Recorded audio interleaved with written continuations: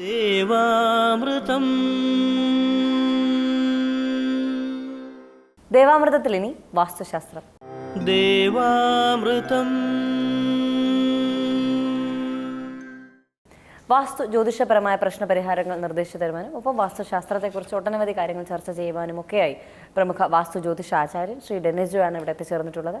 വളരെ സ്നേഹത്തോടെ ആദരവോടെ നമുക്ക് അദ്ദേഹത്തെ ഇന്നത്തെ അദ്ദേഹത്തിലേക്ക് സ്വാഗതം ചെയ്യാം. നമസ്കാരം. ഇന്നത്തെ കത്തിലേക്ക് ഏറെ ആദരവുള്ള ഡെന്നിസ് ജോയ് സാറിന്, ഞാൻ തേക്കുതോട് എന്ന സ്ഥലത്ത് 20 സെൻറ്റ് സ്ഥലത്ത് ഒരു പുതിയ വീട് പണിയുവാൻ പ്ലാൻ ചെയ്യുകയാണ്. അതനുസരിച്ച് പ്ലാൻ തയ്യാറാക്കിയിട്ടുണ്ട്. ഇതിൽ എന്തെല്ലാം മാറ്റങ്ങൾ വരുത്തണമോ അതോ അളവ് കൃത്യമാണോ എന്നൊക്കെയാണ് എനിക്ക് അറിയേണ്ടത്. സ്ഥലത്തിന് എന്തെല്ലാം മാറ്റങ്ങൾ വരുത്തണമെന്ന് വിശദമായി പറഞ്ഞു തരണമെന്നാണ് പറഞ്ഞിരിക്കുന്നത്. വസ്തുവിൻ്റെ പ്ലാൻ ഞാൻ എടുക്കുന്ന സമയത്ത് ഇത് സൗത്ത് ഈസ്റ്റ് ഭാഗത്തേക്ക് നീണ്ടു കിടക്കുന്ന ഒരു വസ്തുവായിട്ടാണ് കാണുന്നത്. കാരണം വെച്ചാൽ ഇതിനകത്ത് നമ്മൾ സാധാരണ ഇതിനുള്ള പ്രതിവിധി ചെയ്യാതെ നമ്മൾ വീട് വെച്ച് താമസിച്ച് കഴിയുമ്പോൾ, സ്ഥിരമായിട്ട് താമസിക്കുമ്പം ഇതിനകത്ത് താമസിക്കുന്ന ആൾക്കാർക്ക് വാദസംബന്ധമായിട്ടുള്ള അസുഖങ്ങളും ആരോഗ്യപരമായിട്ടുള്ള ബുദ്ധിമുട്ടുകളും പ്രയാസങ്ങളൊക്കെ ഉണ്ടാകാനുള്ള സാധ്യത കൂടുതലാണ്. അപ്പം ഇവരെ ഇപ്പോൾ ഇത് പ്ലാൻ ചെയ്യുമ്പോൾ ഈ തെക്കിഴക്ക് ഭാഗത്തേക്ക് നീണ്ടു കിടക്കുന്ന ഭാഗം സ്ക്വയർ ചെയ്തിട്ട് ഇവർ മതിൽ കെട്ടി സെപ്പറേറ്റ് ചെയ്തിട്ട് വേണം ഇവർ വീട് പണി സ്റ്റാർട്ട് ചെയ്യാനായിട്ട്. അതുപോലെ ഇതിൻ്റെ 4 സൈഡിലും ഇവർ മതിൽ കെട്ടി സെപ്പറേറ്റ് ചെയ്തിട്ട് വേണം വീട് പണി തുടങ്ങാനായിട്ട്. പിന്നെ സാമ്പത്തികമായിട്ട് ചിലപ്പോൾ മതിൽ കെട്ടാനൊക്കെ നമുക്ക് അത്രയും പ്രയാസമായിട്ടുണ്ടെന്നുണ്ടെങ്കിൽ വീട് പണിഞ്ഞു കഴിഞ്ഞ ശേഷം മതിൽ കെട്ടിയാലും മതി. പക്ഷേ മതിൽ കെട്ടി സെപ്പറേറ്റ് ചെയ്ത് ചെയ്യുമ്പം വീടിന് വെളിയിലുള്ള ദോഷങ്ങളൊന്നും ഈ കോമ്പൗണ്ടിലേക്ക് കടന്നു വരാതിരിക്കുന്നതിനും വാസ്തുവിൻ്റെ ബലം കൂടുന്നതിനും അത് കാരണമായി തീരും. എപ്പോഴും നമ്മളൊരു പുതിയ വീട് വെക്കുമ്പം അല്ലെങ്കിൽ ഒരു വസ്തു നമ്മുടെ 4 സെൻറ്റായാലും 5 സെൻറ്റായാലും 10 സെൻറ്റായാലും നമ്മൾ പ്ലോട്ട് തിരിച്ചാൽ അതിന് 4 സൈഡും ബൗണ്ടറി വാൾ ചെയ്ത ശേഷം വീട് പണി തുടങ്ങുന്നതാണ് എപ്പോഴും ബെറ്റർ.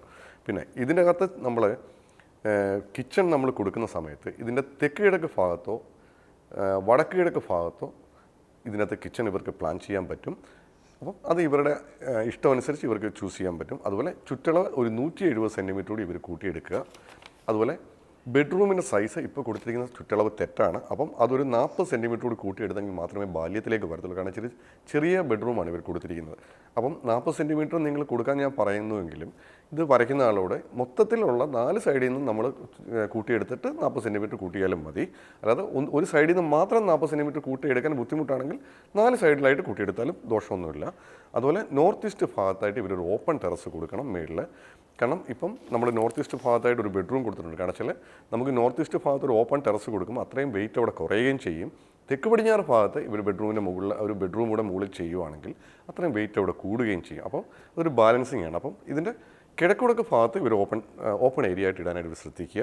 അതുപോലെ ഇതിൻ്റെ നോർത്ത് വെസ്റ്റ് ഭാഗത്ത് ഇവരൊരു ഓപ്പൺ സിറ്റ് ഔട്ട് കൊടുക്കുകയാണെങ്കിൽ അത് നല്ലതാണ്. കാരണം വെച്ചാൽ ഇപ്പോൾ ഇവർ കൊടുത്തിരിക്കുന്ന തെക്ക് പടിഞ്ഞാറ് ഭാഗത്തായിട്ടാണ് ഓപ്പൺ സിറ്റ് ഔട്ട് കൊടുത്തിരിക്കുന്നത്. ആ ഒരു ഭാഗത്ത് താഴത്തെ ബെഡ്റൂം തന്നെ നമ്മൾ മുകളിലും നമ്മൾ അതേ ലെവലിൽ തന്നെ ഒരു ബെഡ്റൂം മുകളിൽ പ്ലാൻ ചെയ്യുക.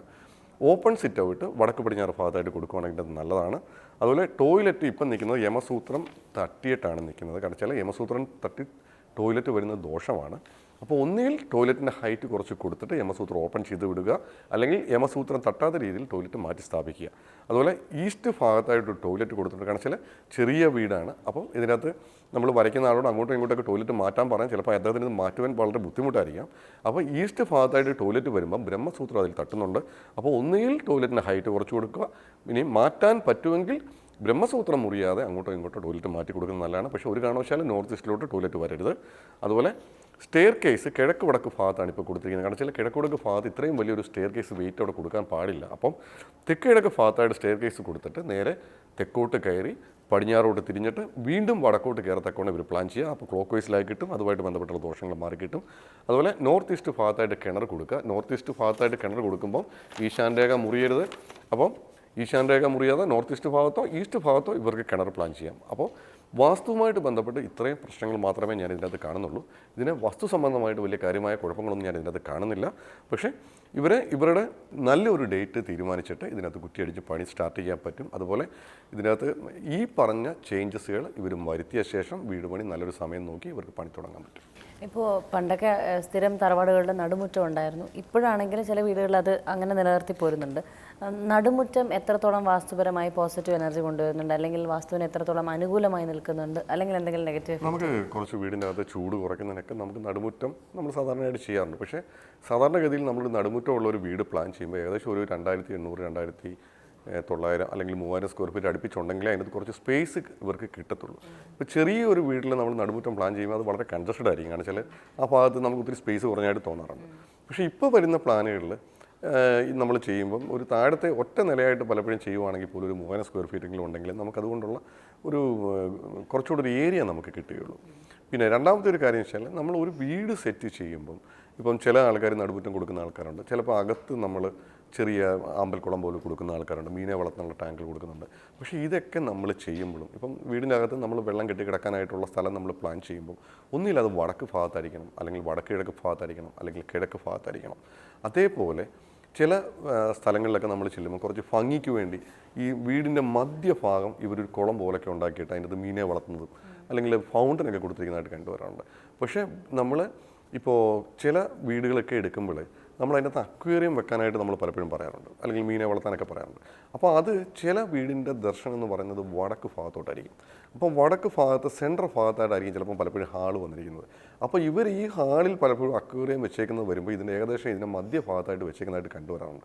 ഇതൊന്നും പാടില്ല. കാരണം വെച്ചാൽ വീടിൻ്റെ സെൻറ്റർ ഭാഗത്ത്, അതായത് ബ്രഹ്മസ്ഥാനത്തായിട്ട് വെള്ളം കെട്ടിക്കിടക്കാനോ അല്ലെങ്കിൽ അവിടെ അക്വേറിയം വെക്കാനോ ഒന്നും പാടില്ല. നമ്മൾ ഇപ്പം ചില വീടുകളിലൊക്കെ ഇപ്പം മുകളിലത്തെ നിലയിലൊക്കെ സ്വിമ്മിംഗ് പൂളും ഒക്കെ ചെയ്യുന്ന വീടുകളുണ്ട്. കാരണം പുതിയ കൺസ്ട്രക്ഷൻ അനുസരിച്ച് കുറേ പുതിയ തലമുറയ്ക്ക് വേണ്ടുന്നതായ കുറേ കാര്യങ്ങളും മാറ്റങ്ങളും ഒക്കെ വരുത്തിയാണ് ഇപ്പോഴും പലപ്പോഴും നമ്മൾ പ്ലാനുകൾ നമ്മൾ തയ്യാറാക്കുന്നത്. അപ്പം പുതിയ പ്ലാനുകൾ നമ്മൾ തയ്യാറാക്കുമ്പോഴും അതിൽ മാക്സിമം വാസ്തുവിൻ്റെ ചട്ടക്കൂടിൽ നിന്ന് ചെയ്യുകയാണെങ്കിൽ അതുവഴി നമുക്ക് കുറച്ച് നല്ല അനുഭവങ്ങൾ ചെയ്തെടുക്കാൻ പറ്റും.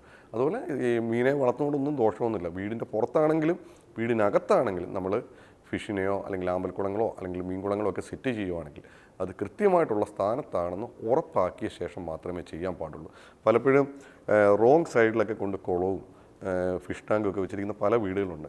അപ്പം ഇവർക്ക് ഈ ആ വീട്ടിലുണ്ടാകുന്ന ബുദ്ധിമുട്ട് എന്താണെന്ന് പലപ്പോഴും അവൻ അറിയുന്നില്ല. ചിലപ്പോൾ ആരെങ്കിലും ചെന്ന് പറയുമ്പോഴാണ് ഇന്ന വിഷയം അവിടെ ഉണ്ടാകുന്ന പറയുമ്പോൾ അതിൻ്റെ 100% ആ വിഷയം അതിനകത്ത് ബാധിച്ചിട്ടുണ്ടാവും. അപ്പം നമ്മൾ അറിയാതെ ചെയ്യുന്ന പല പ്രശ്നങ്ങളും നമുക്ക് ചിലപ്പം ദോഷകരമായിട്ടായിരിക്കും ബാധിക്കുക. അപ്പം നമ്മൾ ചെയ്യുമ്പം അത് കൃത്യമായിട്ടുള്ള സ്ഥാനത്ത് വെച്ച് ചെയ്യാനായിട്ട് പ്രത്യേകം ശ്രദ്ധിക്കുക.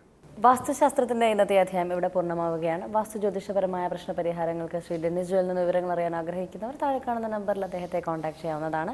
പ്രശ്നപരിഹാരങ്ങൾ സ്വായത്തമാക്കാവുന്നതാണ്.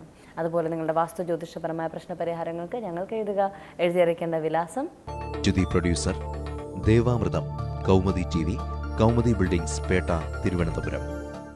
ദേവാമൃതത്തിന്റെ മനോഹരമായ ഇന്നത്തെ അധ്യായം ഇവിടെ വിടവാങ്ങുകയാണ്. മറ്റൊരു പുതുമ നിറഞ്ഞ അധ്യായമായി വീണ്ടും കണ്ടുമുട്ടാമെന്ന ശുഭപ്രതീക്ഷയോടെ വിടവാങ്ങുന്നു. നന്ദി, നമസ്കാരം. പൂർണ്ണപ്രഭവിരിയും മൺതരിയിൽ ഇരുസന്ധ്യകൾ തന്നിലാവിന്മേലൊരു പ്രഭയായി കൊളുത്തുന്നു ദീപനാളം. അതു തൻ കൃപയായി പകരുന്നു ദേവാമൃതം.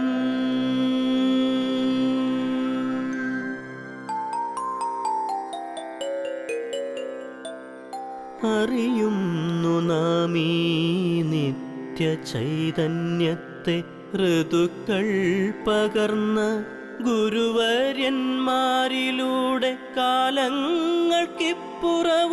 അണയാത്തൊരു നാളം കൃപയായി പകർത്തുന്നു ദേവാമൃതം.